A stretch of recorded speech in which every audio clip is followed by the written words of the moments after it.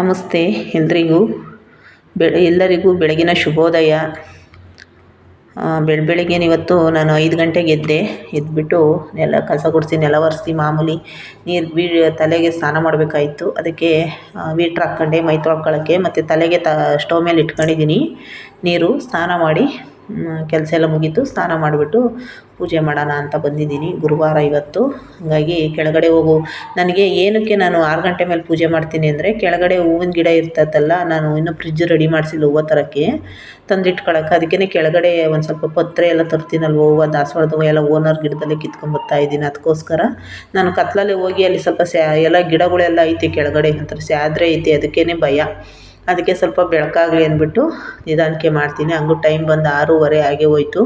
ನಾನು ಸ್ನಾನ ಮಾಡಿ ಎಲ್ಲ ಈಚೆ ಬರೋ ಅಷ್ಟೊತ್ತಿಗೆ, ದೇವ್ರ ಮನೆಗೆ ಬರೋ ಅಷ್ಟೊತ್ತಿಗೆ ಹೂವು ಎಲ್ಲ ಕಿತ್ಕೊಂಡು ಬಂದು ಎಲ್ಲ ಅದಕ್ಕೆಲ್ಲ ನೀರೆಲ್ಲ ಹಾಕಿ ತೊಳ್ಕೊಂಡು, ಇನ್ನೇನು ಎಣ್ಣೆಲ್ಲ ಒರೆಸ್ತಿರ್ತೀನಿ. ಅಂದರೆ ದೇವ್ರ ರೂಮ್ ಒಳಗಡೆ ಎಲ್ಲ ಏನು ಒರೆಸಲ್ಲ, ಸುಮ್ಮನೆ ಅಲ್ಲಿ ಹೂವು ಎಲ್ಲ ತೆಗೆದ್ಬಿಟ್ಟು ಒಂದು ಸ್ವಲ್ಪ ಇದು ಊದುಗಡ್ಡಿ ಎಲ್ಲ ಹಚ್ಚಿರ್ತೀನಲ್ವ, ಅದೆಲ್ಲ ಧೂಳಿರುತ್ತಲ್ಲ, ಅದೆಲ್ಲ ಸ್ವಲ್ಪ ಕ್ಲೀನ್ ಮಾಡ್ಕೊಳ್ಳೋದು ಅಷ್ಟೇ. ನಾನು ಇನ್ನೇನು ನೀರು ಹಾಕೇನು ಒರ್ಸೋಕ್ಕೆ ಹೋಗಲ್ಲ, ಯಾಕಂದರೆ ಯಾವಾಗಲೂ ದೇವ್ರ ರೂಮ್ ಒರೆಸ್ಬಾರ್ದಂತೆ, ಒರೆಸ್ಲೂಬಾರ್ದು, ಹಂಗಾಗಿ ಒರೆಸಲ್ಲ. ಅದಕ್ಕೇ ಹಿಂಗೆ ನನ್ನ ಮಗ ಬೇರೆ ಕಾಲೇಜ್ಗೆ ಹೋಗಬೇಕು ಅಂದ, ಅದಕ್ಕೆ ಬೇಗ ಪೂಜೆ ಎಲ್ಲ ಮುಗಿಸ್ಬಿಟ್ಟು ತಿಂಡಿ ಮಾಡಬೇಕು. ಅದಕ್ಕೇ ಎಲ್ಲ ಬೇಗ ಮಾಡೋಣ ಅಂತ ಮಾಡ್ತಾಯಿದ್ದೀನಿ. ನಿಜವಾಗ್ಲೂ ನನಗೆ ಇದು ಲೈಟು ಸ್ವಲ್ಪ ಮಬ್ಬು ಬರ್ತಿತ್ತು, ಅದು ಫಸ್ಟ್ ಇದ್ದಿದ್ದು ಬೆಳಕು, ಅದಕ್ಕೆ ಇದು ಸ್ವಲ್ಪ ಬೆಳಕು ಜಾಸ್ತಿ ಕಾಣಿಸ್ತೈತೆ ದೇವ್ರ ರೂಮ್ಗೆ ಅಂತ ಇದನ್ನು ಹಾಕ್ಸಿದ್ದೀನಿ. ಇದನ್ನು ಮೇಲ್ಗಡೆ ಹಾಕಿಸ್ಬೇಕು, ಇಲ್ಲಿ ದಿಕ್ಸಿದ್ದೀನಿ ಅಷ್ಟೇ. ಇವಾಗ ಇಲ್ಲಿ ಹಾಕ್ಸಿದ್ದೀನಿ, ಇಲ್ಲಿ ಚಿಕ್ಕದು ಹಾಕಿಸ್ತೀನಿ, ಅಲ್ಲಿ ಮೇಲ್ಗಡೆ ಇದನ್ನು ಹಾಕಿಸ್ತೀನಿ. ಯಾರಾದರೂ ಫ್ರಿಜ್ ರೆಡಿ ಮಾಡೋಕ್ಕೆ ಬರ್ತಾರಲ್ಲ, ಅವ್ರ ಹತ್ರ ಹಾಕಿಸ್ತೀನಿ ಇದನ್ನು. ಯಾಕೆ ಅಂದರೆ ಬೆಳಕು ಜಾಸ್ತಿ ಕಾಣಿಸಲ್ಲ ದೇವ್ರ ರೂಮಲ್ಲಿ, ಹಾಗಾಗಿ ಸ್ವಲ್ಪ ಕಿಟಕಿ ತೆಗಿಬೋದು, ದೀಪ ಆರೋಗ್ಬಿಡ್ತವೆ ಅಂತ ನಾನು ಕಿಟಕಿ ತೆಗಿಯಲ್ಲ ಅಷ್ಟೇ. ಬೆಳಕು ಕಾಣಿಸುತ್ತೆ, ಆದರೆ ಪೂಜೆ ಮಾಡಬೇಕಾದ್ರೆ ಸ್ವಲ್ಪ ಕತ್ಲು ಥರ ಕಾಣಿಸುತ್ತೆ, ಮತ್ತು ವೀಡಿಯೋ ಮಾಡಬೇಕಾದ್ರೆ ಕರೆಕ್ಟಾಗಿ ಕಾಣಿಸಲ್ಲ ಬೆಳಕು. ಅದಕ್ಕೋಸ್ಕರ ನಾನು ಇದನ್ನು ಹಾಕಿದ್ದೀನಿ. ಇದನ್ನು ಮೇಲ್ಗಡೆ ಹಾಕ್ಬಿಟ್ಟು ಇನ್ನೊಂದು ಚಿಕ್ಕದು ಇಲ್ಲಿ ಹಾಕಬೇಕು ಬೆಳಕು ಲೈಟು. ಯಾಕಂದರೆ ದೇವ್ರ ರೂಮಲ್ಲಿ ವೀಡಿಯೋ ಮಾಡಬೇಕಾದ್ರೆ ಸ್ವಲ್ಪ ಕರೆಕ್ಟಾಗಿ ಸ್ವಲ್ಪ ಕತ್ಲು ಥರ ಇದ್ದರೆ ಅದು ನೀಟಾಗಿ ಕಾಣಿಸಲ್ಲ ನಮಗೂ. ಅದಕ್ಕೋಸ್ಕರ ಎಲ್ಲ ಹೂವು ಎಲ್ಲ ಕಿತ್ಕೊಂಬಂದಿದ್ದೆ, ದಾಸವಾಳದ ಹೂವು ಮತ್ತು ವೈಟುದು ಒಂದು ಸುತ್ತಿಂದು ಅದೇನೋ ಹೂವು ಅಂತಾರೆ, ಅದಕ್ಕೆ ಗೊತ್ತಿಲ್ಲ. ಇಲ್ಲೆಲ್ಲ ಸಿಟಿಲೆಲ್ಲ ಬರೀ ಇಂಥವೇ ಹಾಕ್ಕೊಂಬಿಟ್ಟವ್ರೆ ಗಿಡಗಳ್ನ. ಅದೇನೋ ಒಂಥರ ಚಿಕ್ಕದಾಗೈತೆ, ನಾನು ಯಾವಾಗಾರು ಅದು ವೀಡಿಯೋ ಮಾಡಿ ಹಾಕ್ತೀನಿ. ಅದೇನೋ ಹೂವು ಅಂತ ನಂಗೆ ಗೊತ್ತಿಲ್ಲ, ನೀವೇ ಕಮೆಂಟ್ ಮಾಡಿರಿ. ಎಷ್ಟು ಚೆನ್ನಾಗೈತೆ ಅಂದರೆ, ಚಿಕ್ಕದಾಗಿ ಚೆನ್ನಾಗಿರುತ್ತೆ, ಮಲ್ಲಿಗೆ ಹೂವಿನ ಥರ. ಒಂದು ಸ್ವಲ್ಪ ದುಂಡು ಮಲ್ಲಿಗೆ ಥರನೇ ಇರುತ್ತೆ ಅದು, ಎಲೆ ಎಲ್ಲ. ಆದರೆ ಹೂವು ಒಂದು ಸುತ್ತು ಮಾತ್ರ ಇರುತ್ತೆ, 2 ಸುತ್ತಿನ ಗಿಡ ಎಲ್ಲ ಇರುತ್ತಂತೆ, 2 ಸುತ್ತಿಂದು 3 ಸುತ್ತಿಂದು ಬೇರೆ ಇರುತ್ತಂತೆ ಅದು ಹೂವು. ಅದಕ್ಕೆ ಅದೆಲ್ಲ ಕಿತ್ಕೊಂಡು ಬಂದೆ. ಜಾಸ್ತಿ ಬಿಟ್ಬಿಟ್ಟಿತ್ತು ಇವತ್ತು ದಾಸವಾಳದ ಹೂವು, ನಾನು ಸ್ವಲ್ಪನೇ ಕಿತ್ಕೊಂಡ್ಬಂದೆ. ಯಾಕೆಂದರೆ ಓನರ್ಗೂ ಬಿಟ್ಟು ಬಂದೆ ನಾನು. ಇವಾಗ ಓನರ್ ಪಾಪ ಅವತ್ತು ಕಿತ್ಕೊಳ್ರಿ ಅಂತ ಹೇಳವ್ರೆ. ನಾನು ಎಲ್ಲ ಕಿತ್ಕೊಂಬಂದ್ಬಿಟ್ರೆ ಪಾಪ ಅವರು ಪೂಜೆ ಮಾಡ್ತಾರಲ್ವ, ಅವ್ರಿಗೂ ಹೂವು ಬೇಡವಾ, ಅದಕ್ಕೆ ನಾನು ಸ್ವಲ್ಪ ನಂಗೆ ಎಷ್ಟು ಬೇಕೋ ಅಷ್ಟು ಕಿತ್ಕೊಂಬಂದೆ ಅಷ್ಟೇ. ಯಾಕಂದರೆ ನಾವೇ ಎಲ್ಲ ಕಿತ್ಕೊಂಬಂದಿಕ್ಕೋದಲ್ಲ, ಇನ್ನೊಬ್ರಿಗೂ ನೋಡಬೇಕಲ್ವ. ಅದಕ್ಕೋಸ್ಕರ ಪಕ್ಕದಲ್ಲೇ ಪತ್ರೆ ಗಿಡ ಐತೆ, ಲಕ್ಷ್ಮೀ ಪತ್ರೆ ಗಿಡ, ಹಂಗಾಗಿ ಅದರೊಳಗೆ ಒಂದು ಸ್ವಲ್ಪ ಪತ್ರೆ, ದಾಸವಾಳದ ಹೂವು ಎಲ್ಲ ಕಿತ್ಕೊಂಡು ಬಂದಿದ್ದೀನಿ. ಅವ್ರು ಕಿತ್ಕೊಳ್ರಿ ಅಂತ ಹೇಳಿದ್ರೆ ನಾವೆಲ್ಲ ಕಿತ್ಕೊಂಬರೋಕ್ಕಾಗುತ್ತಾ? ಅದಕ್ಕೋಸ್ಕರ ನಂಗೆ ಎಷ್ಟು ಬೇಕೋ ಅಷ್ಟು ಕಿತ್ಕೊಂಬಂದಿದ್ದೀನಿ. ದೀಪ ಎಲ್ಲ ಹಚ್ಚಿದೆ, ಎಲ್ಲ ರೆಡಿ ಆಯ್ತು. ಇವಾಗ ದೀಪ ಹಚ್ಚಿ ಪೂಜೆ ಮಾಡಬೇಕು. ನಾನು ಒಂದು ವಿಷಯದ ಬಗ್ಗೆ, ಇವತ್ತು ಗುರುವಾರ ಇವತ್ತು ಒಂದು ವಿಷಯದ ಬಗ್ಗೆ ಹೇಳ್ತೀನಿ. ದಯವಿಟ್ಟು ಹೇಳಬೇಕು ಅಂತ ನನಗೆ 2 ದಿವಸದಿಂದ ಅಂದ್ಕೊಂಡಿದ್ದೆ ಈ ವಿಷಯನ. ಎಲ್ಲರಿಗೂ ರಾಘವೇಂದ್ರ ರಾಯರು ಒಳ್ಳೇದು ಮಾಡಲಿ. ಗುರುವಾರ ನಮ್ಮ ಕನ್ನಡದ ಭಾಷೆ ನಮಗೆಷ್ಟು ಪ್ರೀತಿ ಅಲ್ವಾ. ನಾನು ಹೇಳ್ತಾ ಇರ್ತೀನಿ ಅವಾಗವಾಗ, ನನಗಂತೂ ಪಂಚಪ್ರಾಣ ಕನ್ನಡ ಅಂದರೆ. ನಾನು ಅವಾಗವಾಗ ನನ್ನ ವೀಡಿಯೋದಲ್ಲೆಲ್ಲ ನೋಡಿರ್ತೀರ, ವೀಡಿಯೋದಲ್ಲಿ ನೋಡಿಲ್ಲ ಅಂಥವ್ರು ನನ್ನ ವೀಡಿಯೋ ನೋಡಿ ಕನ್ನಡದಲ್ಲೇ ಕಮೆಂಟ್ ಮಾಡಿ ಅಂತ ಸುಮಾರು ನಾನು ವೀಡಿಯೋಗಳಲ್ಲೆಲ್ಲ ಹೇಳ್ತಿರ್ತೀನಿ. ಯಾಕೆ ಕನ್ನಡದಲ್ಲಿ ನಾನು ಕಮೆಂಟ್ ಮಾಡಿರಿ ಅಂತ ಹೇಳ್ತೀನಿ ಅಂದರೆ, ಕನ್ನಡ ಓದಿದಷ್ಟು ಯಾವ ಭಾಷೆನೂ ನಾವು ಕಲಿಯೋಕ್ಕಾಗಲ್ಲ. ಕನ್ನಡ ಭಾಷೆ ಕಲಿತಂಗೆ ಯಾವ ಭಾಷೆನೂ ನಾವು ಕಲಿಯೋಕ್ಕಾಗಲ್ಲ. ಯಾಕೆ ಅಂದರೆ ಕನ್ನಡದಲ್ಲಿ ನಾವೇನೇ ಆದ್ರೂ ಓದ್ಬೋದು, ಹೆಂಗೆ ಅದು ಅಕ್ಷರ ಯಾವ ಥರ ಇದ್ದರೂ ನಾವು ಓದ್ಬೋದು. ಕನ್ನಡ ಮಾತಾಡೋದೇ ಒಂದು ಚೆಂದ.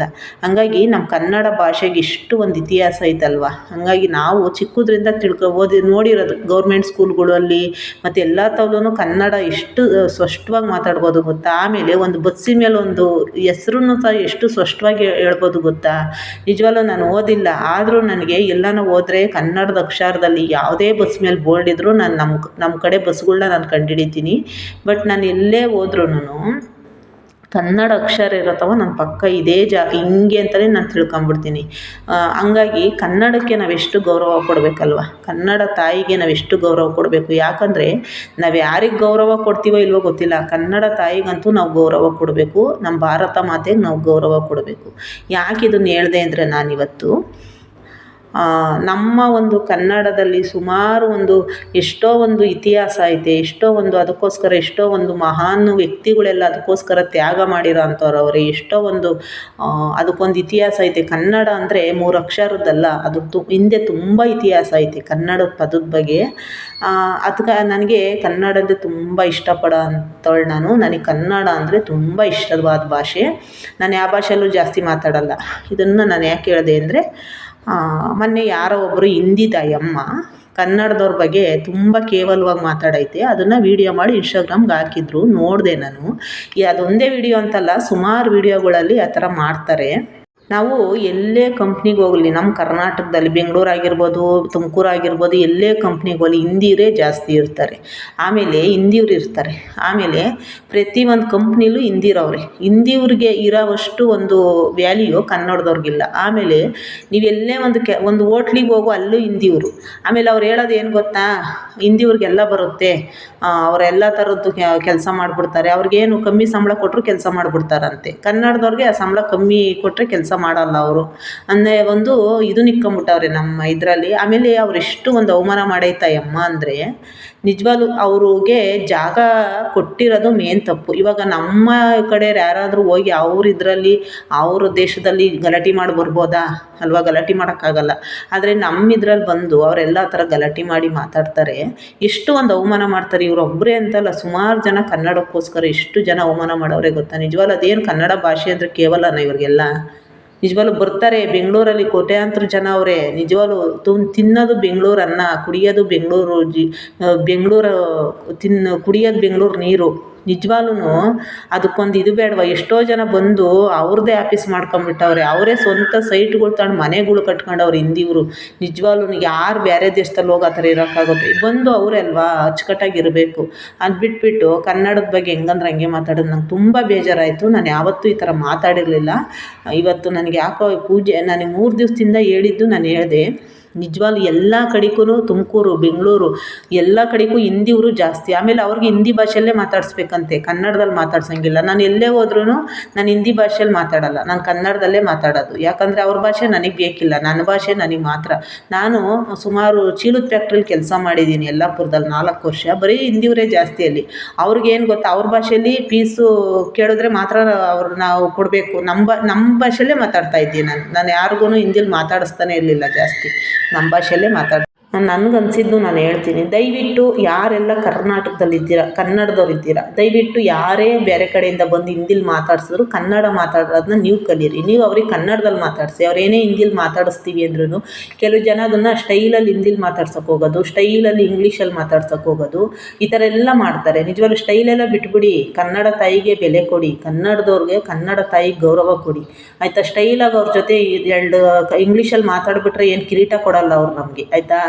ನಮಗೇನು ಕಿರೀಟ ಕೊಡ್ತಾರೆ ಅವರು? ಇಂಗ್ಲೀಷಲ್ಲಿ 2 ಕನ್ನಡದಲ್ಲಿ ಹಿಂದಿಲಿ ಮಾತಾಡಿಬಿಟ್ರೆ ಅಲ್ವಾ? ನಾನು ಹೇಳೋದು, ಯಾರೇ ಬರಲಿ ನೀವು ಕನ್ನಡದಲ್ಲಿ ಮಾತಾಡಿಸ್ಬೇಕು. ನಾನು ಎಷ್ಟೋ ಜನಕ್ಕೆ ಗೇಲಿ ಮಾಡಿದ್ದೀನಿ. ಅವಾಗೆಲ್ಲ ನಾನು ವೀಡಿಯೋಗಳು ಮಾಡ್ತಾ ಇರಲಿಲ್ಲ. ಅವಾಗೆಲ್ಲ ಹೇಳಿದ್ದೀನಿ, ನೀವು ಕಾವೇರಿ ನೀರು ಕುಡಿತೀರಾ, ನಮ್ಮ ಕರ್ನಾಟಕಕ್ಕೆ ಬರ್ತೀರಾ, ನಮ್ಮ ಕರ್ನಾಟಕದ ನೀರು ಕುಡಿತೀರಾ, ನೀವು ಕನ್ನಡನೇ ಭಾಷೆ ಬರಲ್ಲ, ನಮ್ಮ ಕರ್ನಾಟಕಕ್ಕೆ ಬಂದು ಸೇರ್ಕೊಂಡು ನಮ್ಮ ಕನ್ನಡ ಭಾಷೆನೇ ಮಾತಾಡಲ್ಲ ನೀವು ಅಂತೆಲ್ಲ ನಾನು ಹೇಳಿದ್ದೀನಿ ಅವಾಗೆಲ್ಲ. ನಿಜವಾಗ್ಲೂ ನಮ್ಮ ಕರ್ನಾಟಕಕ್ಕೆ ಬಂದಮೇಲೆ ನಾವು ಕನ್ನಡ ಭಾಷೆ ಮಾತಾಡಬೇಕು ಅಂದರೂ ಇಲ್ಲ ನಮಗೆ ಬರೋದೇ ಇಲ್ಲ.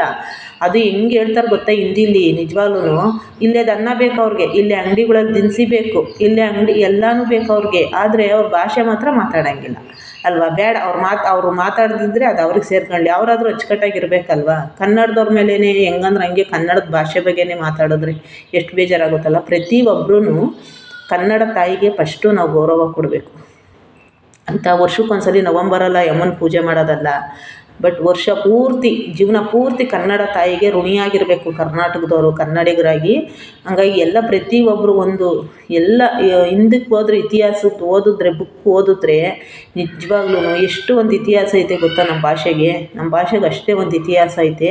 ಅದು 3 ಅಕ್ಷರ ಆಗಿರ್ಬೋದು ನೋಡೋರಿಗೆ. ನಮಗೆ ನಿಜವಾಗ್ಲೂ ಕನ್ನಡ ತಾಯಿ ಬಗ್ಗೆ ಕನ್ನಡದವ್ರ ಬಗ್ಗೆ ಎಲ್ಲರೂ ಅಷ್ಟೇ ಪ್ರತಿಯೊಬ್ಬರೂ ಈ ಥರ ಮಾತಾಡ್ತಾರೆ. ನಿಜವಾಗ್ಲೂ ನನ್ನ ಮಾತಲ್ಲಿ ಏನಾದ್ರು ತಪ್ಪಿದರೆ ಕ್ಷಮೆ ಇರಲಿ. ಯಾಕಪ್ಪ ಅಂದರೆ ನಾವು ಕನ್ನಡ ತಾಯಿ ಮಕ್ಕಳು, ನಾವು ಕನ್ನಡ ತಾಯಿ, ಎಲ್ಲರೂ ಕನ್ನಡ ತಾಯಿ ಮಕ್ಕಳೇ ಅಲ್ವಾ. ಕನ್ನಡದಲ್ಲಿ ಮಾತಾಡಿಸ್ಬೇಕು. ಆದಷ್ಟು ಹಿಂದಿಯವ್ರಿಗೆ ಕನ್ನಡದಲ್ಲಿ ಮಾತಾಡ್ಸೋದನ್ನ ಕಲಿಯಿರಿ. ನೀವು ಸ್ಟೈಲ್ಗೋಸ್ಕರ ಅವ್ರ ಜೊತೇಲಿ 2 ಇಂಗ್ಲೀಷು ಹಿಂದಿ ಒಳಗೆ ಮಾತಾಡ್ಬಿಡ್ತೀರಾ. ಅವರು ಅದರಲ್ಲೇ ಬಿಡು ಹೆಂಗೋ ಇವ್ರಿಗೆ ಹಿಂದಿ ಬರುತ್ತಲ್ಲ ಇಂಗ್ಲೀಷ್ ಬರುತ್ತಲ್ಲ ಅಂದ್ಬಿಟ್ಟು ಅವ್ರು ಅದರಲ್ಲೇ ಮಾತಾಡ್ತಾರೆ. ನಾವು ಯಾವಾಗ ಕನ್ನಡದಲ್ಲಿ ಸ್ಪಷ್ಟವಾಗಿ ಮಾತಾಡ್ತೀವಿ ಅವ್ರು ಅದು ಹೌದಾ ನೀವು ಹಿಂದಿ ಬರಲ್ವಾ ಅಂದ್ಬಿಟ್ಟು ನಮ್ಮ ಜೊತೆ ಕನ್ನಡದಲ್ಲೇ ಮಾತಾಡೋಕ್ಕೆ ಪಳ್ಕೊಂಬಿಡ್ತಾರೆ. ಆದಷ್ಟು ಸುಮ್ಮನೆ ಹೋಗಿ ಎಲ್ಲೋ ಅವ್ರನ್ನ ಬೈಯೋ ಬದಲು ಅವ್ರಿಗೆ ಕ್ಷಮೆ ಕೇಳ್ತಾರೆ. ಇವತ್ತು ಹೋಗ ಯಮ್ಮ ಕ್ಷಮೆ ಕೇಳೈತಿ, ಆದರೆ ಇನ್ನೊಂದು ದಿನ ಇನ್ನೊಬ್ರು ತಪ್ಪು ಮಾಡ್ತಾರೆ. ಇಂಥವ್ರು ಎಷ್ಟು ಜನ ತಪ್ಪು ಮಾಡಿಲ್ಲ, ಎಷ್ಟು ಜನ ಇಂಥವ್ರು ಮಾತಾಡಿಲ್ಲ ಅಲ್ವಾ. ಮಾತಾಡ್ತಾರೆ ಮತ್ತು ಸಾರಿ ಕೇಳ್ತಾರೆ, ಮತ್ತೆ ತಿರ್ಗಾದೆ ಅಲ್ವಾ. ಮತ್ತೆ ಬರೋದು, ಮತ್ತೆ ಏನಾದರೂ ಒಂದು ಅನ್ನೋದು, ಮತ್ತೆ ಸಾರಿ ಕೇಳೋದು, ಮತ್ತೆ ಸೇರ್ಕೊಳ್ಳೋದು. ಇದು ಅವ್ರ ಕೆಲಸ ಸಾಧಿಸೋಕ್ಕೆ ಅವರು ಕೆಲಸ ಸಾಧಿಸೋಕ್ಕೆ ಅವರು ಏನೋ ಒಂದು ಅಂದ್ಕೊಂಡ್ರೆ ಸಾಧಿಸೋಕ್ಕೋಸ್ಕರ ಅವ್ರು ಏನು ಬೇಕಾದ್ರೂ ಕ್ಷಮೆ ಕೇಳ್ತಾರೆ. ಒಂದು 10 ನಿಮಿಷ ಕ್ಷಮೆ ಕೇಳ್ತಾರೆ ಮೀಡಿಯಾದವ್ರ ಮುಂದೆ. ಆಮೇಲೆ ಸುಮ್ಮನೆ ಆಗೋಗ್ಬಿಡ್ತಾರೆ. ಮತ್ತು ಇನ್ನೊಬ್ರು ಬರ್ತಾರೆ, ಇನ್ನೊಬ್ರು ಭಾಷೆಗೆ ಅವಮಾನ ಮಾಡ್ತಾರೆ. ಬರೀ ಒಂದು ಸಾರಿ ಅಲ್ವಾ ಕೇಳಿರಾಯ್ತು ಬಿಡು ಅನ್ನೋ ಥರ ಒಂದು ಕೇವಲ ಆಗಿಬಿಟ್ಟಿರುತ್ತೆ. ನಿಜವಾಗ್ಲೂ ನಾನು ಹೇಳ್ತೀನಿ, ನನ್ನ ವಿಡಿಯೋ ಯಾರೆಲ್ಲ ನೋಡ್ತೀರಾ ಆದಷ್ಟು ಕನ್ನಡ ತಾಯಿಗೆ ಗೌರವ ಕೊಡೋದು ಕಲೀರಿ. ನೀವು ಹಿಂದಿಯವರಾಗಿರ್ಬೋದು, ಇಂಗ್ಲೀಷ್ನವರಾಗಿರ್ಬೋದು, ನೀವು ಸ್ವಲ್ಪ ಕನ್ನಡದಲ್ಲಿ ಮಾತಾಡೋದು ಒಳ್ಳೆಯದು. ಯಾಕಂದರೆ ನಾವಿರೋದು ಕರ್ನಾಟಕದಲ್ಲಿ, ಬೇರೆ ದೇಶದಲ್ಲಲ್ಲ. ಕನ್ನಡ ತಾಯಿಗೆ ಮೊದಲು ಗೌರವ ಕೊಡಬೇಕು. ಇಲ್ಲಿ ಎಷ್ಟು ಜನ ಬದುಕ್ತಾ ಇಲ್ಲ. ನಮಗೆ ಹೇಳ್ಬೇಕು ಅಂದರೆ ಕೆಲಸಗಳು ನಮ್ಮ ಕನ್ನಡ ಹುಡುಗರು ಎಷ್ಟು ಜನ ಇಲ್ಲ, ಅವ್ರಿಗೆ ಕನ್ನಡ ಕೆಲಸಗಳು ಕರೆಕ್ಟಾಗಿ ಕೊಡೋಲ್ಲ. ಹಿಂದಿ ಬರುತ್ತಾ, ಇಂಗ್ಲೀಷ್ ಬರುತ್ತಾ ಅಂತ ಕೇಳ್ತಾರೆ ಕೆಲ್ಸಗಳಿಗೆ ಹೋದರೆ. ಹುಡುಗರಿಗೆ ಹಿಂದಿ ಇಂಗ್ಲೀಷ್ ಬರೋರಿಗೆ ಮಾತ್ರ ಕೆಲಸ ಕೊಡೋದಾ? ಕನ್ನಡ ಬರೋರಿಗೆ ಹಂಗಾರೆ ಕನ್ನಡದವ್ರು ಕೆಲಸನೇ ಮಾಡಲ್ವಾ? ಕನ್ನಡ ಭಾಷೆ ಬರೋರು ಬದುಕಂಗೆ ಇಲ್ವಾ? ಈ ಥರ ಇರೋ ಅಂಥ ಒಂದು ಸನ್ನಿವೇಶ. ಸುಮ್ಮನೆ ಏನೋ ಒಂದು ಹೋರಾಟ ಮಾಡ್ತಾರೆ, ಮಾಡಲಿ. ಆದರೆ ಹೋರಾಟ ಮಾಡೋರ್ಗೂ ಒಂದು ಗೌರವ ಕೊಡಬೇಕು. ಬಟ್ ಈ ಥರ ಇರೋರ್ಗು ಒಂದು ಇದು ಮಾಡಬೇಕು. ಇದಕ್ಕೋಸ್ಕರ ನಾನು ಹೇಳಿದೆ. ನಾನು ಆ ಅಮ್ಮ ಮಾತಾಡಿದ್ದು ತುಂಬ ಬೇಜಾರಾಯಿತು. ಹಿಂಗಂದ್ರೆ ಹಂಗೆ ಮಾತಾಡುತ್ತೆ. ಇವ್ರು ಅವರೊಬ್ಬರೇ ಅಂತಲ್ಲ, ಪ್ರತಿಯೊಬ್ಬರು ಆ ಕೆಲಸ ಮಾಡ್ತಾರೆ. ಅದಕ್ಕೋಸ್ಕರ ನಾನು ಹೇಳಿದ್ದಷ್ಟೇ. ಇವತ್ತು ಬರ್ತಾರೆ, ಸಾರಿ ಕೇಳ್ತಾರೆ, ಮತ್ತು ಇನ್ನೊಂದು ದಿನ ಬರ್ತಾರೆ, ಅವರು ಸಾರಿ ಕೇಳ್ತಾರೆ. ಒಂದು ಸಾರಿ ಅಲ್ವಾ ಕೇಳಿರಾಯ್ತು ಬಿಡು, ಕನ್ನಡದವ್ರು ಹೇಗಿದ್ರು ಕ್ಷಮಿಸ್ತಾರೆ ಅನ್ನೋದೊಂದು ಗೊತ್ತು. ಯಾಕಂದರೆ ಕನ್ನಡದವ್ರಿಗೆ ಸ್ವಲ್ಪ ಇದು ಜಾಸ್ತಿ, ಒಳ್ಳೆತನ ಅನ್ನೋದು ತುಂಬ ಐತೆ ಅವ್ರ ಹತ್ರ. ಅದಕ್ಕೋಸ್ಕರ ಅವರು ಎಲ್ಲರನ್ನೂ ಯೂಸ್ ಮಾಡ್ಕೊತಾರೆ. ನಾನು ಇದನ್ನು ಹೇಳಿದೆ ಅಷ್ಟೇ. ನನಗೆ ಹೇಳಬೇಕು ಅನ್ನಿಸ್ತು. ನಾನು ಇವತ್ತು ಗುರುವಾರ ರಾಯರ ಪೂಜೆ ಆದಮೇಲೆ ನಾನು ಇದನ್ನು ಹೇಳಿದ್ದೀನಿ. ಯಾಕಂದರೆ ನಮಗೆ ಕನ್ನಡ ತಾಯಿ ಬಗ್ಗೆ, ನಾವು ಮನೆಯಲ್ಲಿ ದೇವ್ರನ್ನ ನಾವು ಯಾವ ಥರ ಪೂಜೆ ಮಾಡ್ತೀವೋ ಕನ್ನಡ ತಾಯಿನೂ ನಮ್ಗೆ ಅಷ್ಟೇ ಒಂದು ಗೌರವ, ಅಷ್ಟೇ ಒಂದು ನಮಗೆ ಕನ್ನಡ ತಾಯಿ ಮೇಲೆ ಅಷ್ಟೇ ಒಂದು ಭಕ್ತಿ. ವರ್ಷಕ್ಕೊಂದು ನವಂಬರ್ ತಿಂಗಳಲ್ಲಿ ಆಚರಣೆ ಮಾಡೋದಲ್ಲ, ಪ್ರತಿಯೊಂದು ದಿನವೂ ನಮ್ಮ ಕನ್ನಡಿಗರು ಉಸಿರಿರೋವರೆಗೂ ಆ ತಾಯಿಗೆ ಗೌರವ ಕೊಡಿ, ಬೆಲೆ ಕೊಡಿ, ಅಷ್ಟೇ ಹೇಳ್ತೀನಿ. ನೋಡಿ, ನಾನು ಇಡ್ಲಿ ಮಾಡಿದೆ ಇವತ್ತು. ಇಡ್ಲಿ ಯಾಕೋ ಸ್ವಲ್ಪ ನನಗೆ ಕಲ್ಲು ಒಂಥರ ಗಟ್ಟಿ ಆಗಿಬಿಟ್ಟಿತ್ತು. ಅದಕ್ಕೆ 2 ದೋಸೆ ಹುಯ್ತಾಯಿದ್ದೀನಿ ನನ್ನ ಮಗನಿಗೆ. ದೋಸೆನೇ ಮಾಡಿಬಿಟ್ಟಿದ್ರೆ ಚೆನ್ನಾಗಿರೋದು. ನಾನು ಇಡ್ಲಿ ಮಾಡೋಣ ಅಂತ ಹೋದೆ. ನೋಡು, ಅಪರೂಪಕ್ಕೆ ಮಾಡಿದೆ ಇವತ್ತು ಇಡ್ಲಿನೂ ದೋಸೆ ಎರಡೂ ಮಾಡಿದೆ. ನಿಜವಾಗ್ಲೂ ಬೇಜಾರಾಯಿತು. ಒಂದು ಸ್ವಲ್ಪ ಗಟ್ಟಿಯಾಗಿಬಿಟ್ಟೈತೆ ಇಡ್ಲಿ. ಆದರೆ ಏನು ಮಾಡೋದು, ಅದಕ್ಕೆ ಬಾಕ್ಸೆಲ್ಲ ಇಟ್ಟಿದ್ದೀನಿ. ಹಾಟ್ ಬಾಕ್ಸ್ಗೆ ದೋಸೆ ಹಾಕೋಣ ಅಂದ್ಬಿಟ್ಟು ದೋಸೆನೇ ಮಾಡಬೇಕಾಗಿತ್ತು. ನಾನು ಇಡ್ಲಿ ಮಾಡೋಣ ಅಂಥೇಳಿ, ಅದು ತುಂಬ ಅಂದರೆ ತುಂಬ ದಿನ ಆಗಿತ್ತು. ಒಂದು 3-4 ತಿಂಗಳಾಗೋಗ್ಬಿಟ್ಟಿತ್ತು ನಾನು ಇಡ್ಲಿ ದೋಸೆ ಏನೂ ಮಾಡಿರಲಿಲ್ಲ. ಇವತ್ತು ಮಾಡೋಕ್ಕೋದ್ರೆ ಆ ಥರ ಆಗೋಗಿತ್ತು. ಇದಕ್ಕೇನು ಜಾಸ್ತಿ ಆಯಿತು ಅಂತಲೇ ನಂಗೆ ಗೊತ್ತಿಲ್ಲ. ನಾನು ಹಾಕಿರೋದು ಉದ್ದಿನಬೇಳೆ, ಸ್ವಲ್ಪ ಒಂದು ಇಡಿನೂ ಹಾಕಲಿಲ್ಲ ಅವಲಕ್ಕಿ, ಮತ್ತು ಒಂದು 10 ಕಾಳೇನೋ ಹೆಸ್ರುಬೇಳೆ ಹಾಕಿದ್ದೀನಿ. ಹೆಸ್ರುಬೇಳೆ ಹಾಕಿರೋದಕ್ಕೇನಾದ್ರು ಗಟ್ಟಿ ಆಯಿತೋ ಏನೋ ಗೊತ್ತಿಲ್ಲ ನನಗೆ. ಯಾವಾಗಲೂ ಹಿಂಗೆ ಆಗ್ತಿರ್ಲಿಲ್ಲ ಇಡ್ಲಿ, ಏನಕ್ಕೋ ಇವತ್ತು ಆ ಥರ ಆಗೋಗ್ಬಿಡ್ತು. ಅದಕ್ಕೇ ಸ್ವಲ್ಪ ನೀರು, ಒಂದು ಅರ್ಧ ಲೋಟ ನೀರು ಹಾಕ್ಬಿಟ್ಟು ದೋಸೆ ಹಾಕ್ತಾಯಿದ್ದೀನಿ. ಅದು ಹಂಗೆ ಪಾತ್ರೆ ಎಲ್ಲ ಇದ್ವು, ಹಂಗೆ ತೊಳೆದೆ. ತೊಳ್ಕೊಂಡು ಎಲ್ಲ ಕ್ಲೀನ್ ಮಾಡ್ಕೊಳ್ಳೋಣ ಇನ್ನು ಯಾಕೆ ಅಂದ್ಬಿಟ್ಟು ಎಲ್ಲ ಹಂಗೆ ತೊಳಿತಾ ಇದ್ದೀನಿ. ಇನ್ನು ನನಗೆ ಅಡುಗೆ ರೂಮ್ ಫಸ್ಟ್ ಕ್ಲೀನ್ ಆಗಿಬಿಡ್ಬೇಕಂದ್ರೆ ನೈಟು ನಾನು ಅಡುಗೆ ರೂಮ್ ಎಲ್ಲ ಕ್ಲೀನ್ ಮಾಡಿ ಮಲಗೋದ್ರಿಂದ ನನಗೆ ಬೆಳಗ್ಗೆ ಬೇಗ ಕೆಲಸ ಆಗ್ತೈತೆ. ಇವತ್ತು ಗುರುವಾರ ಆಗಿದ್ದರಿಂದ ನೆಲ ಒರೆಸಿದ್ದೀನಿ, ಇಲ್ಲಾಂದರೆ ಒರೆಸ್ತಾ ಇರಲಿಲ್ಲ. ಯಾಕಂದರೆ ನೆಲ ನಾನು ಡೈಲಿ ಒರೆಸಲ್ಲ, ಡೈಲಿ ಒರೆಸ್ಬಾರ್ದಂತೆ ನೆಲ. ಅದಕ್ಕೋಸ್ಕರ ನೆಲ ಡೈಲಿ ಒರೆಸಲ್ಲ. 2 ದಿವಸಕ್ಕೆ 3 ದಿವಸಕ್ಕೆ ಒಂದ್ಸಲ ನೆಲ ಒರೆಸ್ತೀನಿ, ಹಾಲು ಎಲ್ಲ. ಇನ್ನು ಅಡುಗೆ ರೂಮ್ ಮಾತ್ರ ನಾನು ಡೈಲಿ ಒರೆಸ್ಕೊತೀನಿ. ಯಾಕಂದರೆ ಅಡುಗೆ ರೂಮಲ್ಲಿ ಅದು ಇದಕ್ಕೆ ಅಡುಗೆ ಎಣ್ಣೆದೆಲ್ಲ ಬಿದ್ದಿರುತ್ತಲ್ವ, ಹಂಗಾಗಿ ಅಡುಗೆ ರೂಮ್ ಮಾತ್ರ ಸ್ಟವ್ ಒರೆಸ್ಬಿಟ್ಟು ಅಡುಗೆ ರೂಮ್ ಒಂದು ಡೈಲಿ ಕ್ಲೀನ್ ಮಾಡ್ಕೊತೀನಿ. ಹಾಲು ಮಾತ್ರ 2 ದಿವಸಕ್ಕೆ 3 ದಿವಸಕ್ಕೆ ಮಾತ್ರ. ಇವತ್ತು ಗುರುವಾರ ಒರೆಸಿದ್ದೀನಿ, ಮತ್ತು ನಾನು ಶನಿವಾರ ಒರೆಸ್ತೀನಿ ಅಷ್ಟೇ. ನಾಳೆ ಒರೆಸಲ್ಲ, ಶುಕ್ರವಾರ. ನಾಳೆ ಒರ್ಸೋಕೆ ಹೋಗಲ್ಲ. ಯಾಕೆ ಅಂದರೆ ನಮ್ಮ ಮನೇಲಿ ಇನ್ನೇನು ಯಾಕೆ ಗಲೀಜಾಗಲ್ಲ, ಏನಿಲ್ಲ, ಎಲ್ಲ ನೀಟಾಗೇ ಇರ್ತೈತಿ, ಇನ್ನೇನಾಗಲ್ಲ ಒರೆಸೋದು ಅಂದ್ಬಿಟ್ಟು ಒರೆಸಲ್ಲ. ಇಷ್ಟ ಆಯಿತು ನನ್ನ ಕೆಲಸ, ಇವತ್ತಿನ ಕೆಲಸ. ಎಲ್ಲರಿಗೂ ಗುರುವಾರ ರಾಯರು ಒಳ್ಳೇದು ಮಾಡಲಿ, ಎಲ್ಲರಿಗೂ ಶುಭವಾಗಲಿ. ನನ್ನ ವಿಡಿಯೋ ನೋಡುವಂಥ ಎಲ್ಲರಿಗೂ ರಾಯರು ಆಶೀರ್ವಾದ ಇರಲಿ, ರಾಯರ ಆಶೀರ್ವಾದ ಇರಲಿ, ಉಡುಸ್ಲಮ್ಮನ ಆಶೀರ್ವಾದ ಇರಲಿ, ಕನ್ನಡ ತಾಯಿ ಆಶೀರ್ವಾದ ಇರಲಿ. ಎಲ್ಲ ಕನ್ನಡಿಗರಿಗೂ ಕನ್ನಡ ತಾಯಿ ಆಶೀರ್ವಾದ, ಭಾರತಾಂಬೆ ಆಶೀರ್ವಾದ ನಿಮ್ಮೆಲ್ಲರಿಗೂ ಇರಲಿ ಅಂತ ನಾನು ಕೇಳ್ತೀನಿ. ಮೊದಲು ನಾವು ಕನ್ನಡಿಗರಾಗೋಣ, ಆಮೇಲೆ ಕನ್ನಡ ಬರೆದವ್ರಿಗೆ ಕನ್ನಡ ಕಲಿಸೋಣ ಅಷ್ಟೇ. ಕನ್ನಡ ಯಾರು ಮಾತಾಡಲ್ಲ ಅವ್ರಿಗೆ ಕನ್ನಡ ಕಲಿಸೋಣ. ಫಸ್ಟ್ ಗೌರ್ಮೆಂಟ್ ಶಾಲೆಗಳು, ಗೌರ್ಮೆಂಟ್ ಸ್ಕೂಲ್ಗಳು ಫಸ್ಟು ಮೇಲೆ ಬರಬೇಕು. ಗೌರ್ಮೆಂಟ್ ಸ್ಕೂಲ್ಗಳು ಮೇಲೆ ಬರಬೇಕು. ಅವತ್ತು ಕನ್ನಡಕ್ಕೊಂದು ಆದ್ಯತೆ ಇರುತ್ತೆ. ನಿಜವಾಗ್ಲೂ ನಾನು ಇಷ್ಟು ಹೇಳ್ತೀನಿ. ನಾನೇನಾದರೂ ತಪ್ಪು ಮಾತಾಡಿದರೆ ನಿಮ್ಮೆಲ್ಲರಲ್ಲೂ ಕ್ಷಮೆ ಕೇಳ್ತೀನಿ. ಯಾಕಂದರೆ ನಾನೊಬ್ಬಳು ಕನ್ನಡ ತಾಯಿ ಮಗಳು. ನಮಗೆ ಕನ್ನಡನೇ ಉಸಿರು, ಕನ್ನಡ ಅಷ್ಟೇ ನಮಗೆ ಗೊತ್ತಿರೋದು. ಅದಕ್ಕೋಸ್ಕರ ನಾನು ಇದನ್ನು ಹೇಳಿದೆ. ಫಸ್ಟು ನಾವು ಕನ್ನಡ ಮಾತಾಡಬೇಕು. ಕನ್ನಡ ಬರೆದವ್ರಿಗೆ ಕನ್ನಡ ಕಲಿಸ್ಬೇಕು ಅಷ್ಟೇ. ಯಾರೆಲ್ಲ ನನ್ನ ವಿಡಿಯೋ ನೋಡ್ತೀರಾ, ನಿಮ್ಮೆಲ್ಲರಿಗೂ ರಾಯರು ಮತ್ತು ಉಡುಸ್ಲಮ್ಮ ಎಲ್ಲರೂ ಒಳ್ಳೇದು ಮಾಡಲಿ. ಹಾಗೆ ವಿಡಿಯೋ ಸಬ್ಸ್ಕ್ರೈಬ್ ಮಾಡ್ಕೊಳ್ಳಿ. ಹೊಸೊಬ್ರು ಹಳಬ್ರು ಯಾರೆಲ್ಲ ಇದ್ದೀರಾ ನನ್ನ ವಿಡಿಯೋ ನೋಡೋರಿಗೆಲ್ಲ ಸಬ್ಸ್ಕ್ರೈಬ್ ಮಾಡ್ಕೊಂಡು ನೋಡಿ. ವಿಡಿಯೋ ಇಷ್ಟ ಆದರೆ ಒಂದು ಲೈಕ್ ಮಾಡಿ, ಸಬ್ಸ್ಕ್ರೈಬ್ ಮಾಡ್ಕೊಳ್ಳಿ. ನಿಮ್ಮ ಫ್ರೆಂಡ್ಸು ಫ್ಯಾಮಿಲಿ ಯಾರಾದರೂ ಇದ್ದರೆ ನನ್ನ ವಿಡಿಯೋ ಶೇರ್ ಮಾಡಿ ಅಂತ ನಾನು ಕೇಳ್ಕೊತೀನಿ ಅಷ್ಟೇ. ನಮಗೂ ಒಂದು ಸಪೋರ್ಟ್ ಇರಲಿ. ನಮ್ಮ ಕನ್ನಡ ನಾಡಿನ ಜನ ಸಪೋರ್ಟ್ ಕೊಡ್ತಾರೆ ಅನ್ನೋ ನಂಬಿಕೆ ನನಗೈತೆ. ನನಗಷ್ಟೇ ಸಾಕು. ನಿಮ್ಮೆಲ್ಲರ ಆಶೀರ್ವಾದ ನಮಗಿರಲಿ ಅಂತ ನಾನು ಕೇಳ್ಕೊತೀನಿ. ರಾಯರ ಆಶೀರ್ವಾದ ನಿಮ್ಮ ಮೇಲಿರಲಿ, ನಿಮ್ಮ ಆಶೀರ್ವಾದ ನನ್ನ ಮೇಲಿರಲಿ ಅಂತ ನಾನು ಕೇಳ್ಕೊತೀನಿ. ನೋಡಿ, ನನ್ನ ಕೆಲಸ ಎಲ್ಲ ಮುಗೀತು. ಇಷ್ಟು ನನ್ನ ಕೆಲಸ. ನಾನು ಇದ್ದರೆ ಮನೆ ಹತ್ರ ಈ ಥರನೇ ಮಾಡ್ತಾ ಇರ್ತೀನಿ. ಕೆಲಸಗಳ್ನೆಲ್ಲ ಮಾಡ್ಕೊತಾ ಇರ್ತೀನಿ. ಸಣ್ಣ ಪುಟ್ಟ ಕೆಲಸ ಮಾಡ್ತಿರ್ತೀನಿ. ಜೊತೆಗೆ ಒಂದಿಷ್ಟು ಮಾತುಗಳನ್ನೂ ನಾನು ಹೇಳ್ತಾ ಇರ್ತೀನಿ.